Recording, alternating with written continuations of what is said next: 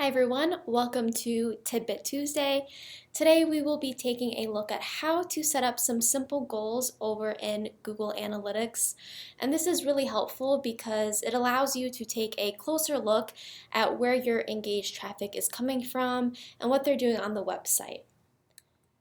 So this can be done over within the admin of Google Analytics. So again, that's that little gear icon in the bottom left-hand corner, which will open up those three different columns. So we'll be looking at the far right column under the view.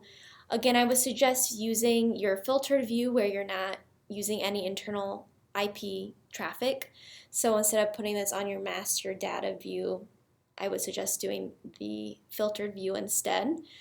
So under that view, you'll have this option to go into goals. So that's what you'll select.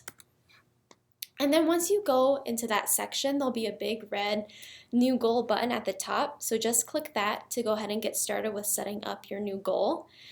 And you can kind of scroll down for the simplified goals we're going to look at today. You can kind of scroll down past this first part and you'll initially select custom as the type of goal you'll want to create. So then select continue, and the next part will just ask you to create a name for the goal.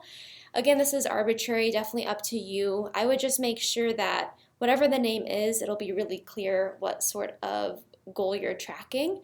And so the two goals that I would recommend setting up initially would be a duration goal and a page view goal.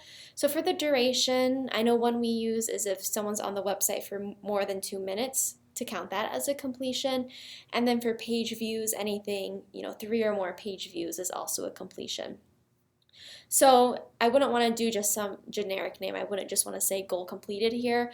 I would want to say something like duration 2 minutes. And then the next step, it'll ask you for the type of goal you're tracking here. So duration and page/screens per session are separate types. So I'll select duration in this example here.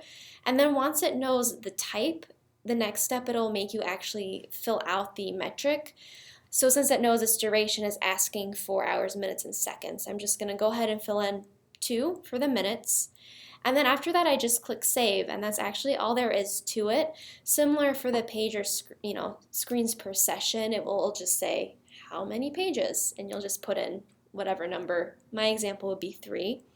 And then once that goal is created, it will start tracking that moving forward. It's not retroactive, but that'll be really great because you can actually start looking at reports based on users that complete these goals, which is nice because you can say, it looks like this channel is bringing in a lot of engaged traffic and they're looking at these pages. So it's a really nice indicator once you kind of take a deeper dive into the data.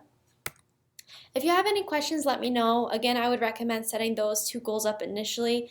Keep in mind there is a limit per view. You're limited to 20 goals, which is quite a bit, but if you're looking at kind of creating some test goals, just keep in mind there is a limit to that. So don't go too overboard. And yeah, that's all for today. So I will see you next week for our next Tidbit Tuesday.